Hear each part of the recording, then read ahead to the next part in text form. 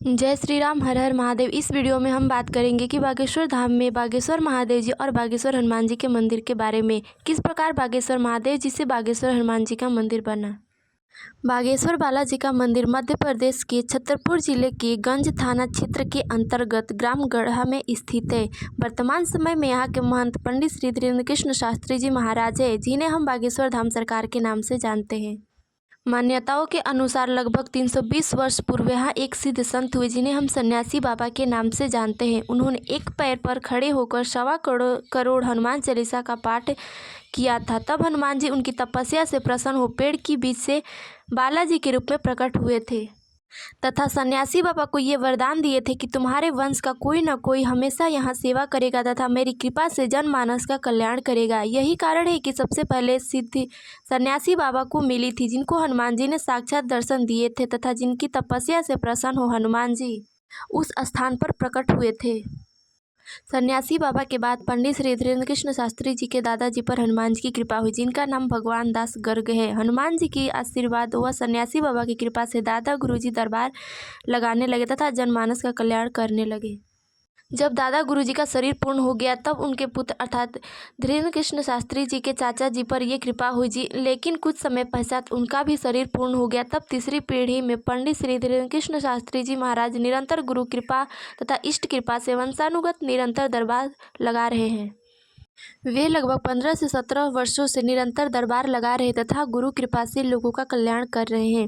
पहले पीढ़ी में सन्यासी बाबा ने दरबार लगाना शुरू किया था, दूसरी पीढ़ी में दादा गुरुजी ने दरबार लगाना शुरू किया था तथा तीसरी पीढ़ी में पंडित श्री धीरेन्द्र कृष्ण शास्त्री जी महाराज दरबार लगा रहे हैं।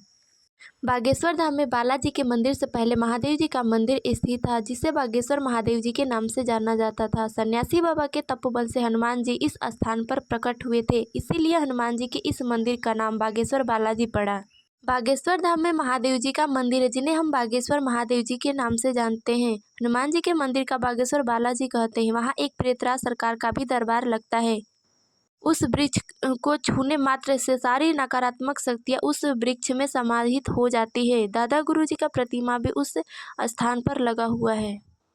बागेश्वर धाम पर श्री सन्यासी बाबा की समाधि स्थल भी बना हुआ है। बागेश्वर धाम की महिमा सिर्फ भारत ही नहीं अपितु पूरे विश्व में फैली हुई है।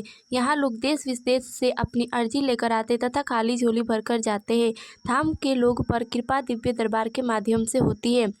बागेश्वर धाम के महंत पंडित श्री धीरेन्द्र शास्त्री जी महाराज एक पर्चे पर लिखकर अर्जीकर्ता की सारी बातें बताते तथा उसके कष्ट बाधा बालाजी की कृपा से हरते हैं।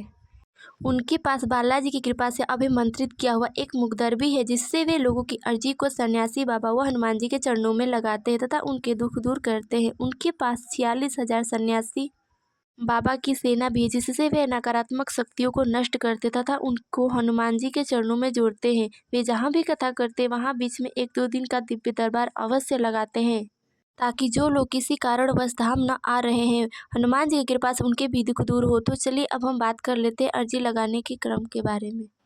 जो भी भक्त बागेश्वर बालाजी के चरणों में अर्जी लगाते तथा पेशी करते हैं, उनकी पर्ची बने न बने अर्जी बालाजी अवश्य स्वीकार करते तथा उनकी रक्षा करते। बागेश्वर धाम में आने वाली चढ़ोतरी तथा दक्षिणा से मिले सेवा का उपयोग बागेश्वर धाम में चल रही अन्नपूर्णा रसोई व कन्या विवाह के लिए होता है, जिसकी शुरुआत बागेश्वर धाम सरकार ने की है, जिससे धाम पर आने वाले भक्त भूखे न रहे तथा गरीब कन्या के विवाह में कोई बाधा न बने। कई बार दिव्य दरबार को लेकर धर्म विरोधियों द्वारा बागेश्वर धाम सरकार पर आरोप भी लगाए गए। कई लोगों ने उनकी परीक्षाएं लेने की कोशिश भी की, लेकिन हनुमान जी के सीधी के आगे किसी की नहीं चली।